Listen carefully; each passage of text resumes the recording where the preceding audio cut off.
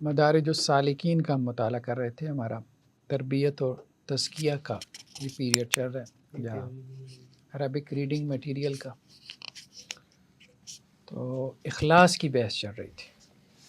اخلاص کی بحث میں جو ہے وہ 3 درجات کا انہوں نے تذکرہ کیا تھا صاحب کتاب نے. پہلا درجہ ہم نے پڑھ لیا تھا، یعنی اخلاص کے 3 درجات میں سے. پہلا درجہ کیا تھا؟ اخراج رؤیت العمل من العمل، کہ عمل کی رؤیت سے نکال دینا. مطلب اپنے عمل کو نہ دیکھتے رہو، اپنے عمل کو دیکھ کے اپنے آپ کو بڑا مت سمجھ لو، یا مت بنا لو، یا مت بناتے رہو، یا سمجھتے رہو. ٹھیک ہے.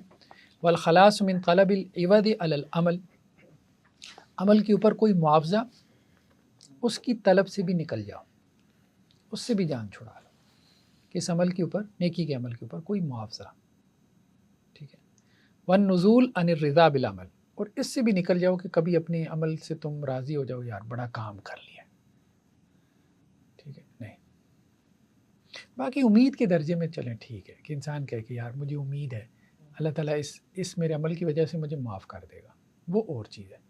عمل کے اوپر راضی ہو جانا وہ اور چیز ہے.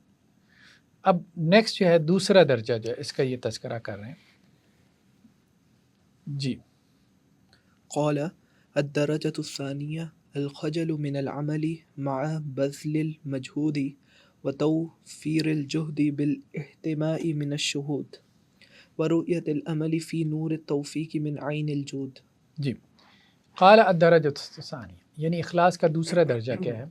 الخجل من العمل مع بذل المجهود. خجل، شرمندگی، اپنے عمل سے ہمیشہ شرمندہ رہے. یار ہمارے یار کیا، ہماری کیا حیثیت، یار ہماری نیکیاں کیا نیکیاں، ہمارا عمل، ہمارے روزے کیا روزے، یار ہماری نمازیں کیا نمازیں.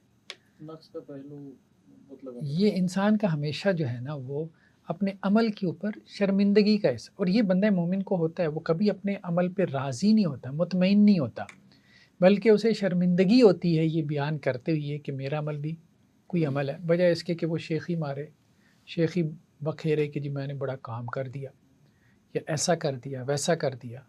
الخجل من العمل ما بذل المجہود، کہ اپنے عمل جو ہے اس کے اوپر شرمندگی کا اظہار کرتا رہے. اور کبھی ایسا ہو بھی جاتا ہے بشری تقاضے کے تحت، انسان کبھی جو ہے وہ یہ بات کر بھی جاتا ہے تو بعد میں اس کے اوپر توبہ استغفار کرے. اگر کوئی ایسے جملے نکل جائیں کہ یار میں نے بڑا کام کر دیا، یا ایسا کہنے میں کوئی حرج نہیں، اللہ نے مجھ سے بڑا کام لے لیا، اللہ کی طرف نسبت کرنے میں کوئی حرج نہیں. ٹھیک ہے. یا اللہ کی توفیق سے یہ ہو گیا. ٹھیک ہے. تو وہ نہیں. تو الخجل من العمل، اپنے عمل کے اوپر جو ہے وہ شرمندہ رہے. ما بذل المجہود،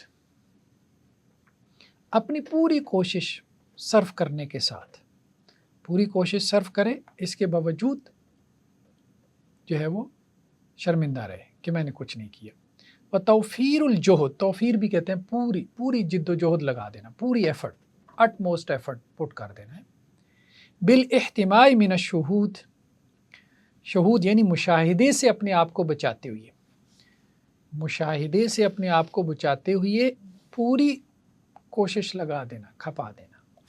یعنی پوری کوشش لگا دو، کھپا دو، لیکن اپنے آپ کو مت دیکھو. ٹھیک ہے. یہ اخلاص ہے. ورؤیت العمل فی نور التوفیق، اور عمل کو اس طرح سے دیکھنا، یعنی اپنا نیکی کا عمل، کہ یہ اللہ تعالیٰ کی توفیق کی روشنی میں اپنے عمل کو دیکھنا، یعنی یہ اللہ کی توفیق سے ہے. من عین الجود، جود یعنی سخاوت، فضل. تو اللہ تعالیٰ کی جو فضل، اللہ تعالیٰ کی جو سخاوت ہے، تو یہ وہ ہے، یعنی اس آنکھ سے دیکھنا کہ جس میں اس کو کیا نظر آئے، اللہ کا فضل نظر آئے. اس روشنی سے دیکھنا کہ جس میں اسے اللہ کی توفیق نظر آئے، کہ یہ میری نیکی اللہ کی توفیق سے ہے، اور یہ میری نیکی جو ہے وہ اللہ کے فضل سے ہے. ٹھیک ہے. تو یہ آنکھ اور یہ روشنی اللہ تعالیٰ اس کو دے دے، یہ اخلاص ہے. جی. هذه 3 أمور: خجله من عمله وهو شدة حيائي من الله إذ لم ير ذلك العمل صالحا له مع بذل مجهوده فيه قال تعالى أعوذ بالله من الشيطان الرجيم والذين يؤتون ما آتوا وقلوبهم وجلة أنهم إلى ربهم راجعون قال النبي صلى الله عليه وسلم هو الرجل يصوم ويصلي ويتصدق ويخاف ألا يقبل منه جی و- فالمؤمن اگلا بھی پڑھ لیں کہ آپ کے پاس اور عبارت ہے؟ فالمؤمن جمع إحسانا في مخافة وسوء الظن بنفسه والمغرور حسن الظن بنفسه مع إساءته جی خجلہ من عملی، پہلی بات کیا ہے؟ یعنی ہادی ثلاثت امور، تین چیزوں کا ذکر کیا انہوں نے اپنی اس عبارت میں. یہ جو بولڈ اس میں ہے نا، یہ عبارت ان کی ہے منازل الساری حروی کی ہے، امام حروی کی یہ عبارت ہے، جو منازل سائرین کی نام سے ان کی کتاب ہے نا، اس کی شرح پھر ابن قیم علیہ الرحمہ نے کی مدارج السالکین کے نام سے. تو یہاں انہوں نے تین امور کا تذکرہ کیا. خجلہ من عملی کہ وہ اپنے عمل سے کیا شرمندہ رہتا ہے، وہ شدت و حیائی من اللہ کہ وہ اللہ تعالیٰ سے بہت زیادہ جو ہے وہ حیا کرتا ہے، اسے شرم آتی ہے اللہ سے، مطلب یہ کہنے میں کہ میں بڑا کوئی نیک ہوں یا میں نے کوئی بڑا نیکی کا کام کیا یا میں بڑی کوئی اطاعت اور فرما برداری کرنے والوں میں سے ہوں. اذ لم یر ذلک العمل صالحا لہ، کیونکہ وہ اس عمل کو اس قابل ہی نہیں سمجھتا کہ اللہ کے سامنے پیش کر سکے. ما بدل مجہودی فی، اگرچہ اس نے اس میں بڑی جان ماری ہوتی ہے. ٹھیک ہے. قال تعالی، وہ جیسے وہ شاعر کا ایک شعر بھی ہے نا کہ حق تو یہ ہے کہ حق ادا نہ ہوا، مطلب اللہ کے راستے میں جان دے کے بھی جان دی ہوئی اسی کی تھی، حق تو یہ ہے کہ حق ادا نہ ہوا. اس طرح کا شعر ہے کہ جان دینے کے باوجود وہ یہ کہتے ہیں کہ جی نہیں، یہ بھی کم ہے، اس قابل نہیں ہے کہ ہم اللہ کے لیے یہ بات کہہ سکیں کہ ہم نے کچھ کر دیا یا کر دکھایا. قال تعالی والذین یؤتون ما آتوا وقلوبہم وجلہ، کہ وہ لوگ جب وہ کچھ کام کرتے ہیں تو وہ ان کے دل لرز رہے ہوتے ہیں، یعنی کوئی نیکی کا کام کرتے ہیں تو ان کے دل ڈر رہے ہوتے ہیں. انہم الی ربہم راجعون، کہ انہیں اپنے رب کی طرف لوٹ کر جانا ہے، انہیں اپنے رب کی طرف جو ہے وہ رجوع کرنا ہے. ٹھیک ہے. تو مطلب یہ ہے کہ نیکی کرتے ہوئے بھی ڈرتے رہنا کہ اللہ تعالیٰ اس کو قبول کرے گا کہ نہیں کرے گا، یا یہ اس قابل ہے بھی کہ نہیں ہے، اللہ کے سامنے پیش کرنے کے قابل ہے بھی کہ نہیں. اللہ کے نبی صلی اللہ علیہ وسلم نے فرمایا ہو الرجل یصوم و یصلی، اس سے مراد وہ آدمی ہے جو روزہ رکھتا ہے، نماز پڑھتا ہے، وہ یتصدق صدقہ کرتا ہے، وہ یخاف اللہ یقبل منہ، اور اسے اندیشہ یہ ہوتا ہے کہ یہ اس سے قبول نہ کیا جائے، یعنی اسے ڈر لگا رہتا ہے کہ کہیں اس میں کوئی ریا کا شائبہ نہ آ جائے اور میری یہ نیکی برباد نہ ہو جائے. تو وہ ڈرتا رہتا ہے کہ اللہ اس کو قبول کر لے. فالمؤمن، تو مومن کون ہے؟ جمع احسانا فی مخافہ، کہ اس نے نیکی کو جمع کیا اللہ کے ڈر سے. وسوء ظن بنفسہ، اور سوء ظن کو جمع کیا اپنے نفس کے حوالے سے. نفس کے بارے میں اس کا برا گمان ہوتا ہے اور نیکی کے حوالے سے اس کا اچھا گمان ہوتا ہے. ٹھیک ہے. تو وہ نیکی کرتا ہے اللہ کے ڈر اور خوف سے، اور اپنے نفس کے حوالے سے اسے ہمیشہ اندیشہ ہی رہتا ہے. اور مغرور کون ہوتا ہے؟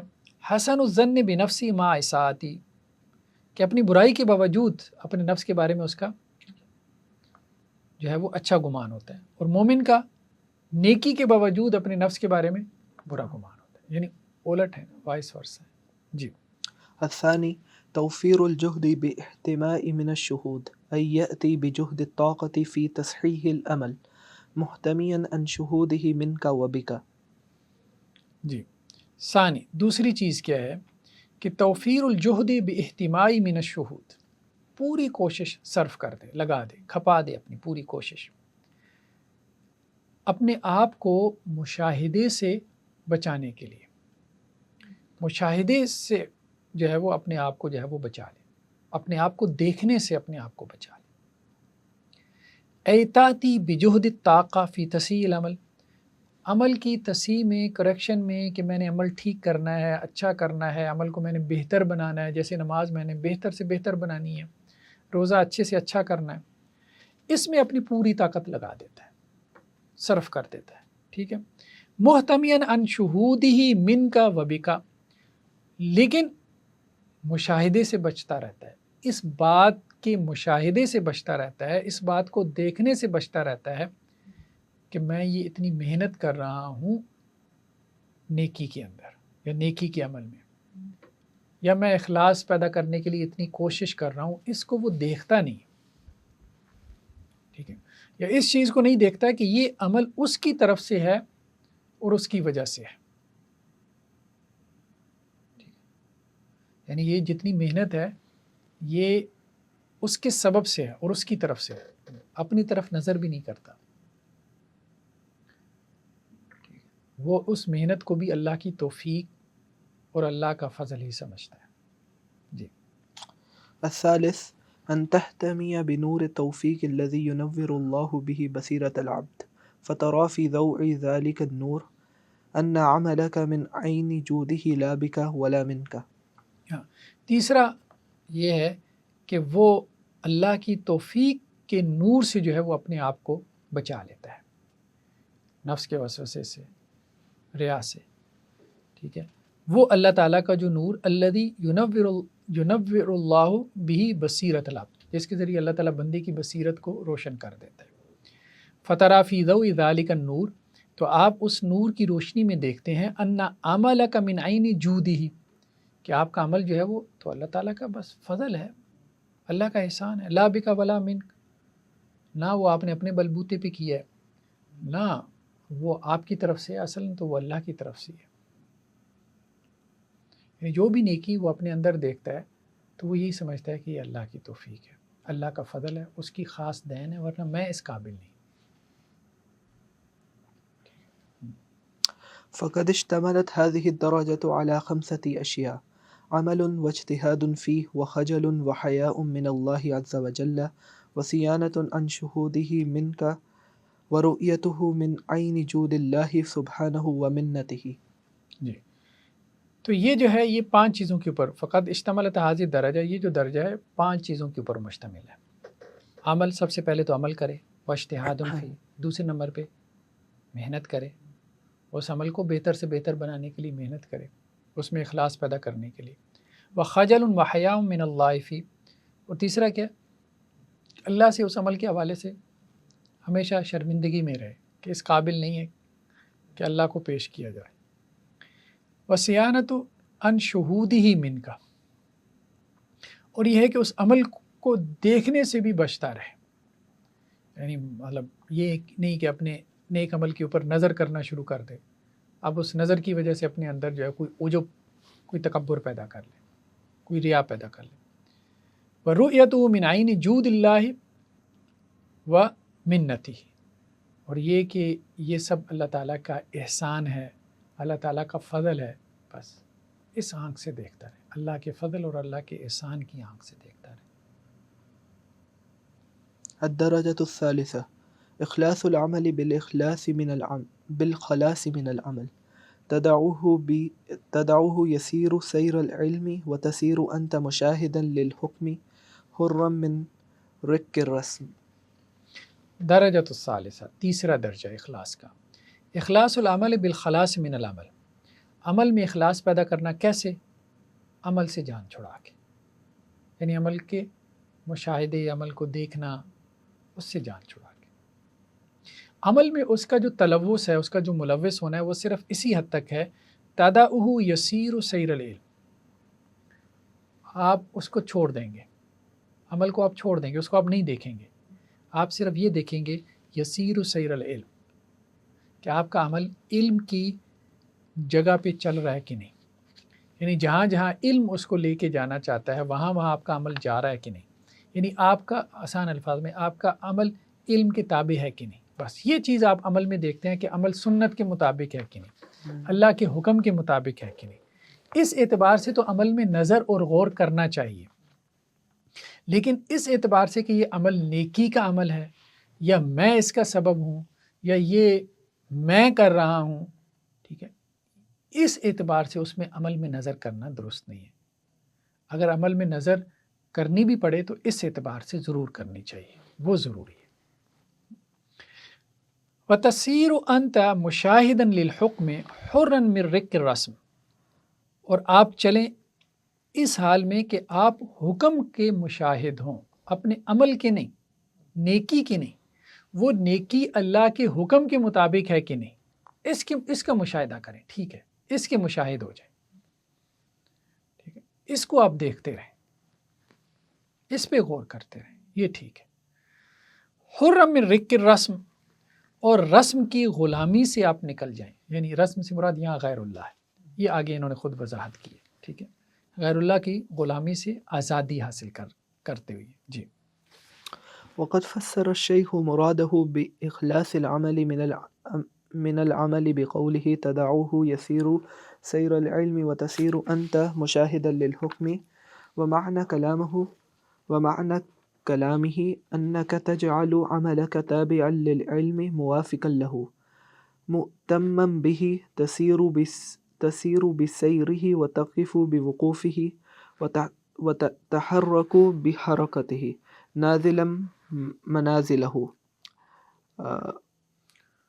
مرتويا من موارده ناظرا إلى الحكم دين الأمري متقيدا به فعلا وتركا وطلبا وهربا ناظرا إلى ترتب الثواب والعقاب عليه سببا وكسبا۔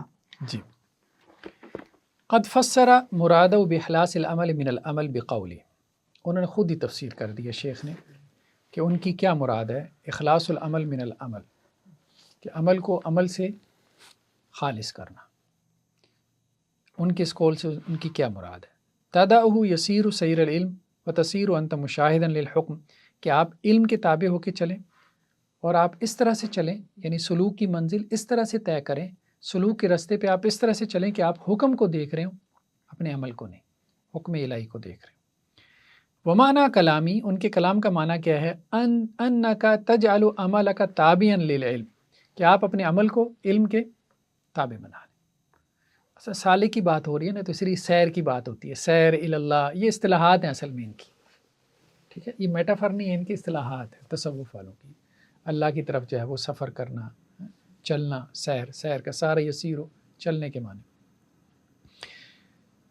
موافقا لہو، اور آپ کا عمل علم کے کیا ہو، موافق ہو، مؤتمم بھی، اور اس کا مقتدی ہو، مؤتم یعنی جو امام ہے، یعنی علم جو ہے وہ آپ کے عمل کا امام ہو۔ تسیر بسیری ہی، جہاں علم چلے آپ چل پڑیں، وتقف بوقوفی، جہاں علم ٹھہر جائے آپ ٹھہر جائیں، وتتحرک بحرکت ہی، جہاں علم حرکت کرے آپ حرکت میں آ جائیں، نازلا منازلہ، جہاں وہ پڑاؤ ڈالے آپ پڑاؤ ڈال دیں، مرتویا من موارد ہی، اور علم کے چشموں سے آپ سیراب ہوں، فتکون ناظرا الی الحکم الدینی الامری، تو آپ کی اصل نظر کس چیز کے اوپر ہوگی، اللہ تعالیٰ کے دینی حکم کے اوپر، متقیدا به فعلا و ترکا و طلبا و حربا، ٹھیک ہے، متقیدا به، اس کو جو ہے وہ قید کرتے ہوئے، اس کے کرنے کے اعتبار سے، اس کو چھوڑنے کے اعتبار سے، اس کی طلب کے اعتبار سے، اور اس سے فرار کے اعتبار سے، یعنی آپ نے وہ کام کرنا ہے یا آپ نے اس کو چھوڑ دینا ہے، یا آپ کی اس کی طرف رغبت ہے یا آپ اس سے بھاگنا چاہتے ہیں، ٹھیک ہے، تو یہ کس اعتبار سے ہوگا، متقیدم بھی، اللہ کے حکم کے اعتبار سے ہوگا، حکم کو آپ دیکھتے ہوئے وہ کام کریں گے، اللہ کا حکم دیکھتے ہوئے، یا آپ نہیں کریں گے، یا آپ اس کی رغبت رکھیں گے یا آپ اس سے بھاگیں گے، دوڑیں گے، ناظراً الی ترتب الثواب والعقاب علیہ، اور آپ یہ بھی دیکھیں گے کہ اس عمل کے اوپر جو ہے کیا ثواب اور کیا عقاب، کیا سزا اس کے اوپر مرتب ہو رہا ہے، سبباً و کسباً، سبب کے اعتبار سے اور کسب کے اعتبار سے، ٹھیک ہے، یعنی عمل کو اس اعتبار سے نہیں دیکھنا کہ یہ عمل آپ کر رہے ہو اور یہ نیکی کا عمل ہے، بلکہ یہ کہ یہ اللہ کا حکم ہے، کتنا یہ عمل آپ کا عمل اللہ کے حکم کے مطابق ہے، اور اس عمل کے اوپر کیا جزا و سزا ہو سکتی ہے، ٹھیک ہے، یہ عمل کرنے پہ یا یہ عمل جزا و سزا کا کس طرح سے سبب بن سکتا ہے، سبب، اور کسب کا مطلب یہ عمل کرنا، اس پہ کیا جزا و سزا مرتب ہو سکتی ہے، اس اعتبار سے اس کو دیکھتا رہے، اس میں کوئی حرج نہیں۔ نماز پڑھنے پہ کیا ثواب ملے گا، نماز چھوڑنے پہ کیا سزا ملے گی، ٹھیک ہے، نماز سنت کے مطابق ہے کہ نہیں ہے، اس کو سنت کے مطابق کرنے کے لیے اس میں غور و فکر کرنا، اس کو بہتر بنانا، یہ ٹھیک، اس اعتبار سے عمل میں غور و فکر کرنا، یہ ٹھیک ہے جی۔ ومع ذلك فتصير أنت بقلبك مشاهدا للحكم الكوني القضائي الذي تنتوي فيه الأسباب والمسببات والحركات والسكنات، ولا يبقى هناك غير محض المشيئة وتفرد الرب وحده بالأفعال ومصدرها عن إرادته ومشيئته۔ وما ذالک فتصیر انت بقلبک، اس کے ساتھ ساتھ آپ اپنے دل کے ساتھ بھی چلتے ہیں، ایک تو ویسے ہی چل رہے ہیں اور ایک آپ کا دل بھی چل رہا ہے، دل کا بھی جو ہے وہ سفر اللہ کی طرف جاری ہے، ٹھیک ہے۔ اس کے ساتھ ساتھ فتصیر انت بقلبک مشاہدا للحکم الکونی القضائی، یعنی ایک تو آپ کے اعضاء کا سفر ہے نا، اعضاء کا سفر تو چل رہا ہے شریعت کے حکم کے مطابق، ٹھیک ہے، آنکھ جو ہے شریعت کا حکم دیکھ رہی ہے، اعضاء جسم کے وہ شریعت کے حکم کے مطابق عمل کر رہے ہیں، ٹھیک ہے، اور آپ کا نفس اپنے عمل کی تصحیح کر رہا ہے سنت کے مطابق اس کو بنانے کے لیے، ٹھیک، یا وہ عمل کر رہا ہے آخرت کے اعتبار سے جزا و سزا کو سامنے رکھتے ہوئے۔ دوسرا آپ کا قلب ہے، دل ہے، وہ بھی چل رہا ہے، اس کا بھی ایک سفر جاری ہے۔ وہ کیا کر رہا ہے؟ مشاہدا للحکم الکونی القضائی، وہ بیسیکلی شرعی حکم کو نہیں دیکھ رہا، وہ اللہ تعالیٰ کی قضاء اور قدر اور مشیت کو دیکھ رہا ہے، اللہ کے فیصلے کو دیکھ رہا ہے، ٹھیک ہے۔ الذی تنطوی فیہ الاسباب والمسببات والحرکات والسکنات، اسباب ہوں، مسببات ہوں، حرکات ہوں، سکنات ہوں، سب اس میں شامل ہو جاتی ہیں اللہ کی قضاء و قدر میں۔ اللہ کی قضاء اور قدر کے ساتھ ہی میں حرکت کرتا ہوں، میں ساکن ہوتا ہوں۔ اللہ کی قضاء اور قدر کے ساتھ ہی سبب بھی ہے، مسبب بھی ہے، ٹھیک ہے۔ ولا یبقى ہناک غیر محض المشیہ، اللہ کی مشیت کے علاوہ کچھ بھی نہیں ہے، یعنی یہاں پر دل کے سفر میں آپ کو اللہ کی مشیت کے علاوہ کچھ نظر نہیں آئے گا، کیونکہ دل کا جو سفر ہے وہ قضاء اور قدر کے لیول پر ہے۔ اعضاء کا سفر جو ہے، نفس کا جو سفر ہے اللہ کی طرف، وہ ہے ظاہر شریعت کے اعتبار سے، یعنی شریعت کے حکم پہ عمل کرنے کے اعتبار سے، اور دل کا جو سفر ہے وہ اب دیکھ رہا ہے کہ اللہ کی قدرت، ٹھیک ہے، اللہ کی قضاء، اللہ کی قدر، وتفرد رب وحدہ بالافعال، تو دل تو یہی دیکھتا ہے کہ بھائی اکیلا اللہ ہی ہے جو سب کچھ کر رہا ہے، ومصدر عن ارادتی و مشیتی، اور یہ کہ ہر چیز کا مصدر اللہ کا ارادہ اور اللہ کی مشیت ہے، اللہ کے حکم سے سب کچھ ہو رہا ہے۔ فیکون قائما بالامر والنہی فعلا وترکا صائرا بسیرہ، تو وہ کیا کرتا ہے؟ وہ امر ہو یا نہیں ہو، کوئی کام کرنا ہے یا اس کو چھوڑنا ہے، ٹھیک ہے، تو وہ اس پہ قائم ہوتا ہے، صائرا بسیرہ، اس کے چلنے کے ساتھ، اس کے ساتھ چلتا ہے۔ وبالقضاء والقدر ایمانا وشہودا وحقیقتا، اور قضاء اور قدر کے ساتھ وہ ایمان، مشاہدہ اور حقیقت کے اعتبار سے چلتا ہے۔ فهو ناظر الی الحقیقہ قائم بالشریعہ، تو وہ حقیقت کا ناظر ہوتا ہے اور شریعت پہ قائم ہوتا ہے، یعنی دو چیزیں ہیں نا،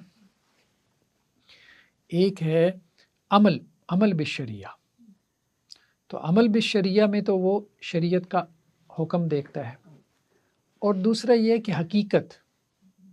حقیقت کا مشاہدہ اس کو اس کے دل سے ہوتا ہے، اس کے قلب سے ہوتا ہے، ٹھیک ہے، تو یہ بات ہے۔ فیکون قائما بالامر والنہی، شریعت کا جو امر و نہی ہے اس کے اوپر وہ قائم ہے، اپنے عمل کے ذریعے قائم ہے نا، شریعت کے اوپر اپنے عمل کے ذریعے سے وہ قائم ہے۔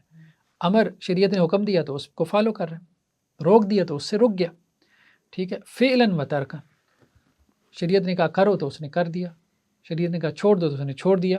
صائرا بسیری، تو وہ اللہ کے حکم کے ساتھ کیا ہے؟ چل رہا ہے، اللہ کی شریعت کے ساتھ چل رہا ہے، تو اللہ کی شریعت کے ساتھ چل رہا ہے تو اللہ کی طرف چل رہا ہے، سیر اللہ ہو رہی ہے، اللہ کی طرف اس کا سفر جاری ہے، اس کی منزل اللہ کی ذات ہے، ٹھیک ہے۔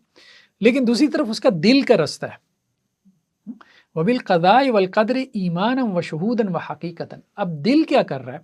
دل جو ہے نا وہ ایمان کو دیکھ رہا ہے، دل جو ہے وہ مشاہدہ کر رہا ہے حقیقت کا، وہ حقیقت کو دیکھ رہا ہے، ٹھیک ہے۔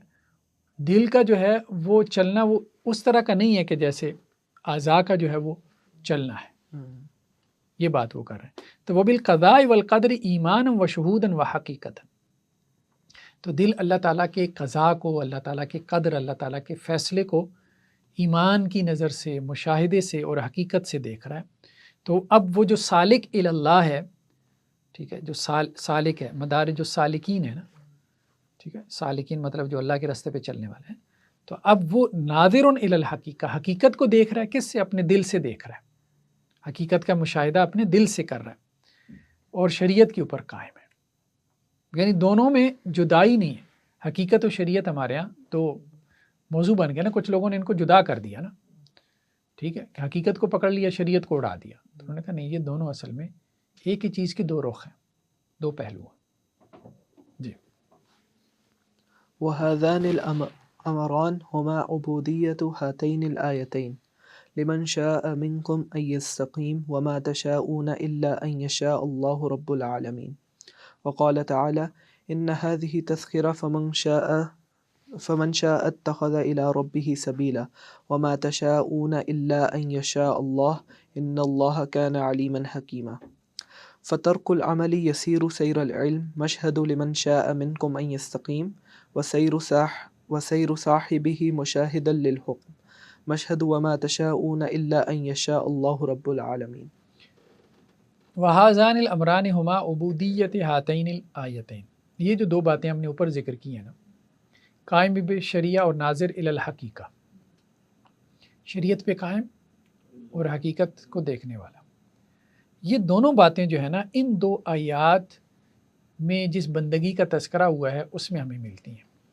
لمن شاء منکم ان یستقیم، جو چاہے تم میں سے سیدھے راستے کے اوپر قائم رہے، ٹھیک ہے، لمن شاء منکم ان یستقیم، قیام سے، ٹھیک ہے، اب قیام بھی کس کے اوپر ہے؟ قیام بالشریعہ، شریعت کے حکم کے اوپر قائم رہے، جو چاہے، ٹھیک ہے۔ وما تشاؤون، اور نہیں تم چاہ سکتے، الا ان یشاء اللہ، کہ اللہ تعالیٰ چاہے، رب العالمین، رب العالمین۔ اب وہ کہہ رہے ہیں کہ یہاں دونوں چیزوں کا بات ہو رہی ہے، ٹھیک ہے۔ ایک تو یہ ہے کہ اللہ نے کہا کہ جو چاہے سیدھا راستہ اختیار کر لے، جو چاہے شریعت کے اوپر عمل کر لے، ٹھیک ہے، تو یہ ہے قائم بالشریعہ۔ حقیقت اس کے پیچھے کیا ہے؟ جس کا قلب مشاہدہ کر رہا ہے، قلب یہ مشاہدہ کر رہا ہے کہ یہ جو چاہنا ہے کہ شریعت کے اوپر عمل کر لے، وہ یہ چاہت بھی، اس کی توفیق بھی اللہ ہی دینے والا ہے، یہ چاہت بھی اللہ کی توفیق سے ہی پیدا ہوتی ہے۔ یہ قلب کی سیر الی اللہ ہے، یعنی یہ جو ہے نا وما تشاؤون الا ان یشاء اللہ، یہ قلب کی سیر الی اللہ ہے۔ اور لمن شاء منکم ان یستقیم، یہ نفس کی سیر الی اللہ ہے، انسان کے وجود کی، ٹھیک ہے۔ وقال ان ہذہ تذکرہ، اللہ تعالیٰ نے کہا یہ نصیحت ہے، فمن شاء اتخذ الی ربہ سبیلا، جو چاہے اپنے رب کی طرف راستہ بنا لے، نصیحت ہم نے کر دی، آپ نصیحت کے مطابق اپنے رب کی طرف راستہ پکڑ لو، اللہ کی طرف چل پڑو، سیر الی اللہ، راستہ بتا دیا یہ اللہ کی طرف جاتا ہے، چل پڑو اس پہ، ٹھیک ہے۔ لیکن قلب نے کیا مشاہدہ کیا؟ وما یشاؤون الا ان یشاء اللہ ان اللہ کان علیما حکیما، وہ چاہ بھی نہیں سکتے جب تک اللہ نہ چاہے۔ اللہ تعالیٰ علم والا، حکمت والا۔ فترک العمل یسیر سیر العلم مشہد لمن شاء منکم ان یستقیم، ٹھیک ہے، بس عمل کو چھوڑ دینا یعنی ترک عمل، یسیر سیر العلم، تو وہ کیا کرتا ہے؟ علم کے راستے کے اوپر چلتا ہے، اور یہ بات جو ہے لمن شاء منکم ان یستقیم میں ہوئی ہے۔ وسیر صاحبہ مشاہدا للحکم، اور وہ جو عمل کرنے والا ہے اس کا جو اللہ کے حکم کا مشاہدہ کرنا ہے وہ یہاں پہ بیان ہوا ہے وما یشاؤون الا ان یشاء اللہ. آخری بات سے میں نہیں آیا، حکم سے مراد قضاء الہی ہے. دو چیزیں انہوں نے بیان کی تھی نا. ایک چیز تو انہوں نے یہ بیان کی تھی کہ ایک آدمی جب عمل کرتا ہے تو اپنے عمل میں اللہ کے حکم کو دیکھے. ٹھیک ہے، اللہ کے حکم کو دیکھے، اپنی نیکی کو نہ دیکھے. یہ دیکھے کہ وہ جو اس کا عمل ہے وہ عمل کتنا سنت کے مطابق، اللہ کے حکم کے مطابق، یا اس میں کتنی کوئی جزا و سزا ہو سکتی ہے. یہ بات انہوں نے کہا کہ لمن شاء منکم ان یستقیم میں ہے، کہ وہ کیا کرے، کس بات کو دیکھے. اللہ کی شریعت کو دیکھ کے. ہاں، ان حاضی تذکرہ فمن شاء اتخذ الی ربی سبیلا. بھائی یہ رستہ ہے، اس کے مطابق رستہ بنا لو. تو وہ یہی ہے، شریعت کی بات ہو رہی ہے نا. یہ رستہ اللہ کی طرف جاتا ہے، اس رستے کو پکڑ لو اگر تم چاہتے ہو تو یہ وہ پہلی بات ہوگی. انہوں نے کہا اس آیت میں یہ بات ہو رہی ہے. ٹھیک ہے، شریعت کو دیکھ کے کوئی کام کرے اور شریعت کو دیکھ کے کوئی کام چھوڑے. ٹھیک ہے. دوسری جو بات ہے وَسَيْرُ صَاحِبِهِ مُشَاهِدًا لِلْحُكْمِ، کہ اس کے قلب کی جو سیر ہے، وہ جو عامل ہے وہ کیا کر رہا ہے، وہ حقیقت کا مشاہدہ جو کر رہا ہے. ٹھیک ہے، تو وہ حقیقت کے مشاہدے میں اس بات تک پہنچتا ہے وما یشاؤون الا ان یشاء اللہ. یعنی اللہ نے تو کہہ دیا ہے یہ شریعت کا راستہ ہے، اس پہ چلنا چاہو تو چل لو، لیکن اس پہ چلنے کے لیے جو توفیق ہے وہ بھی اللہ ہی کی طرف سے آنی. تو یہ دوسری بات یہاں پہ کی گئی ہے وما یشاؤون الا ان یشاء. یہ وہ ما تشاؤون نہیں ہونا ہے، یہ آیت غلط لکھی ہوئی ہے. ہاں یہ غلط لکھی. اچھا چلیں. وأما قوله حرم من رك الرسم فالحرية التي يشيرون إليها هي عدم الدخول تحت عبودية الخلق والنفس والدخول تحت رك عبودية الحق وحده. ومرادهم بالرسم ما سوى الله فكله رسوم، فإن الرسوم هي الآثار، ورسوم المنازل والديار هي الآثار التي تبقى بعد سكانها، والمخلوقات بأسرها في منزل الحقيقة والرسوم وآثار للقدرة. وَأَمَّا قَوْلُ حرم من رق الرسم، کہ آثار کی غلامی سے اپنے آپ کو آزاد کراتے ہوئے یہ کام کریں. اس سے کیا مراد ہے؟ الحریہ التی یشیرون الیہا، جس حریت کی طرف وہ یہاں اشارہ کر رہے ہیں، عدم الدخول تحت عبودیت الخلق والنفس، نفس اور مخلوق کی جو بندگی ہے اس کے تحت نہ آئے. ٹھیک ہے، والدخول تحت رق عبودیت الحق وحدہ، اور صرف حق وحدہ لا شریک کی عبودیت کی بندگی اختیار کرے. عبودیت سے مراد بہت شدید محبت لے سکتے ہیں ہم؟ نہیں، عبودیت سے مراد بندگی ہے. بندگی ہوتی ہے. ہاں، وہ مرادم بالرسم، رسم سے کیا مراد ہے؟ ٹھیک ہے، ما سوى اللہ، اللہ کے علاوہ سب کچھ رسم ہے. اب رسم کا لفظ کیوں استعمال کیا؟ دیکھیں نا، یہ ان کی اپنی اصطلاحات ہے، اب اس کو کھول رہے ہیں. فَكُلُّهُ رسوم، اللہ کے علاوہ جو کچھ ہے یہ اس کو رسوم کہتے ہیں. رسم کی جمع رسوم، نشانات. فَإِنَّ الرسوم هي الآثار، رسوم کا معنی کیا ہے؟ آثار، اثر، آثار. ٹھیک ہے، آثار، نشانات، علامات. ٹھیک ہے، اور رسوم المنازل والدیار هي الآثار، جیسے گھروں کی یا مکانات کی جو رسوم ہے اس سے کیا مراد ہے؟ ان کے آثار ہیں. التی تبقى بعد سکانها، کبھی یہاں لوگ رہتے تھے اب یہاں نہیں ہیں تو آثار باقی رہ جاتے ہیں.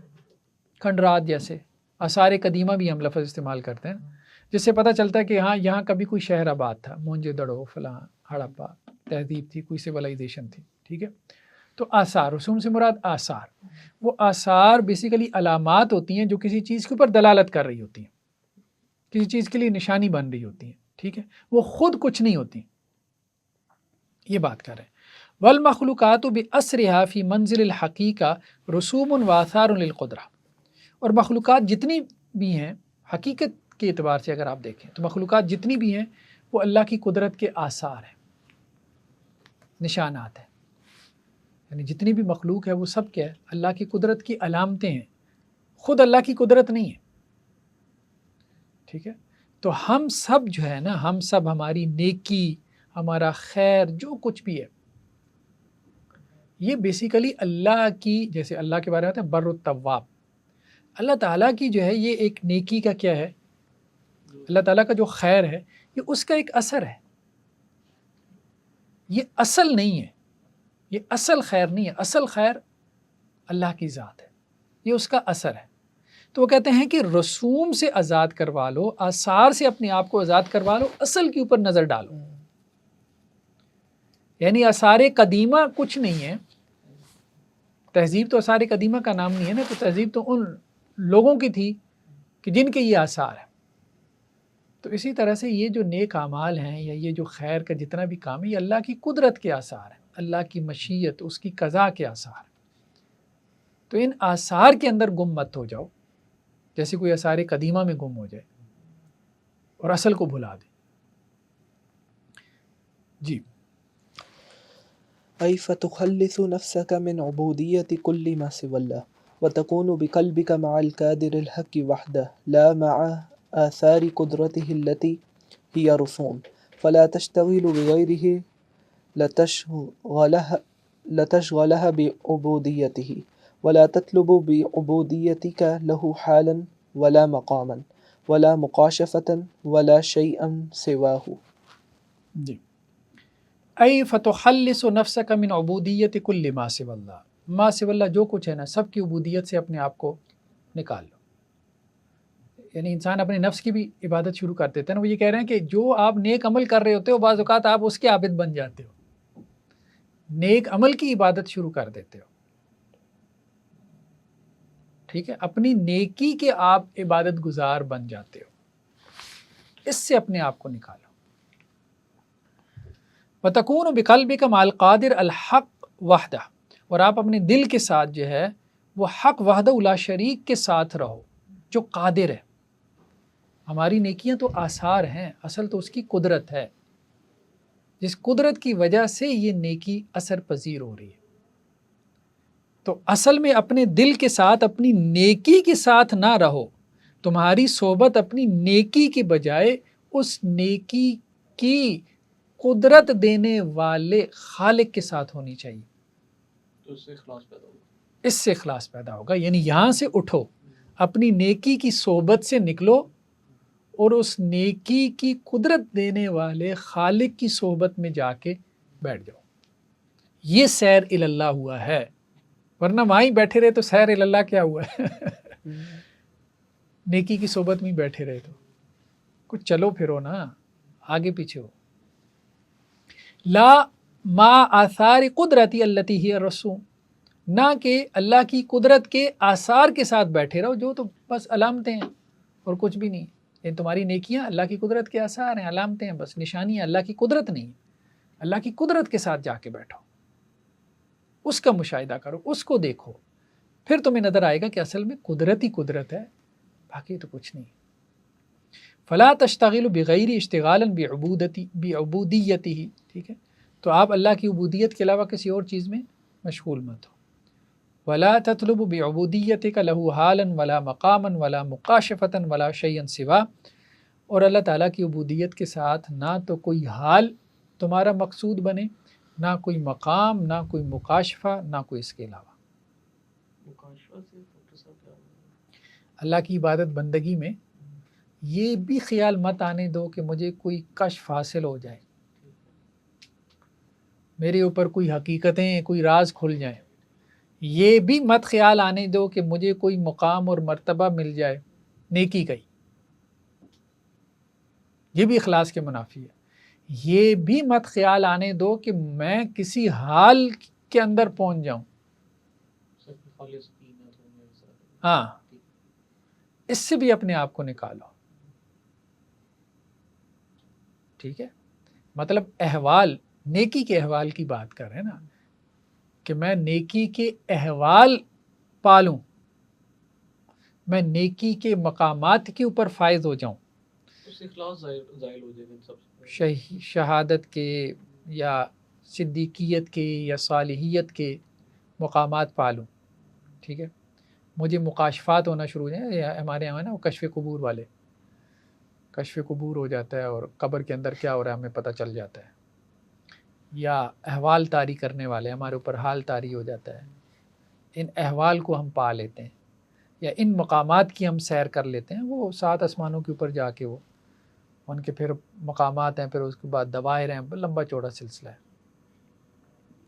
ٹھیک ہے، تو مشاہدات ہیں ان کے، اور وہ پانے کے لیے وہ سب کچھ کرتے ہیں. تو یہ کہہ رہے ہیں یہ سب بھی اس کے منافی ہے. وہ جو مراقبے کر رہے ہوتے ہیں نا، وہ اصل میں ان مقامات کو پانے کے لیے اور ان جو ہے وہ کشف کو پانے کے لیے کر رہے ہوتے ہیں. یہ کہہ رہے ہیں یہ سب اخلاص کے منافی ہے.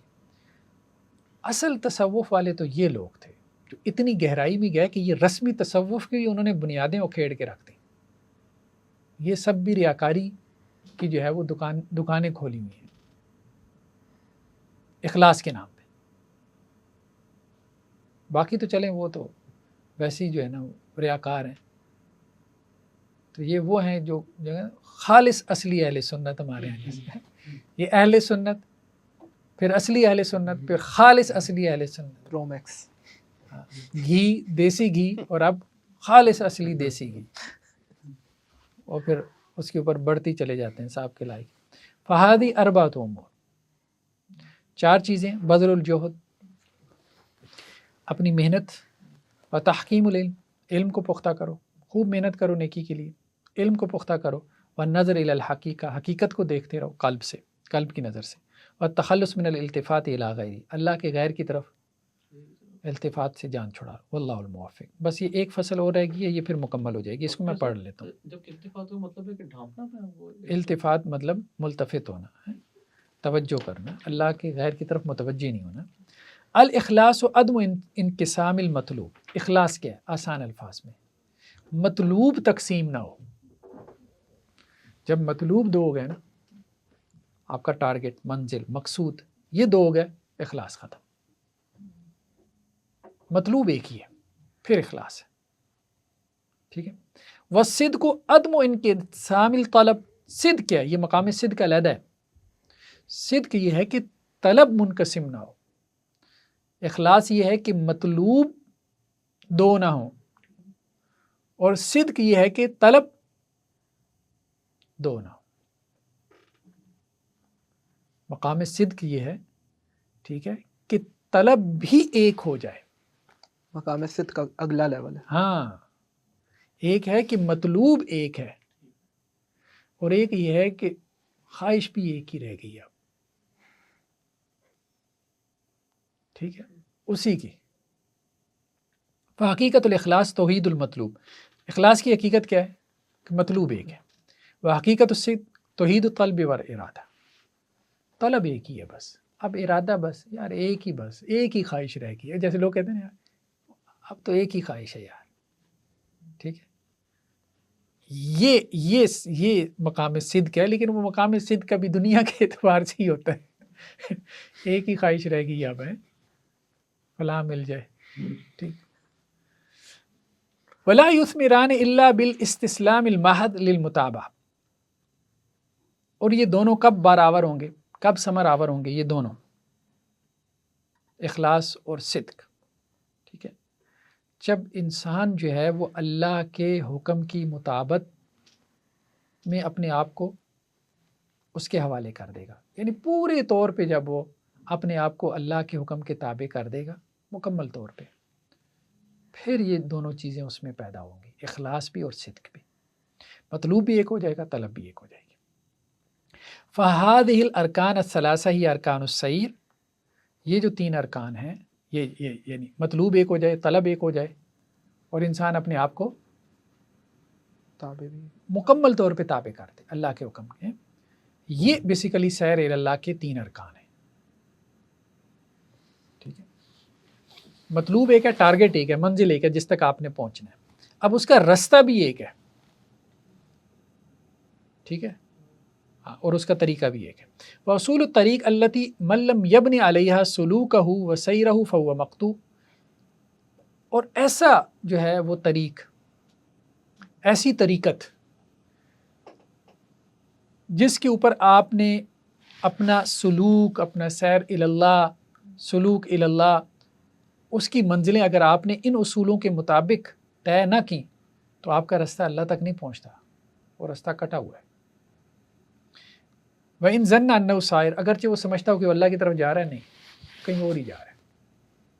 مطلوب ایک نہیں ہے، طلب ایک نہیں ہے، اور پھر وہ اللہ کے حکم کی مکمل طور پہ جو ہے وہ اللہ کی سپردگی نہیں ہے.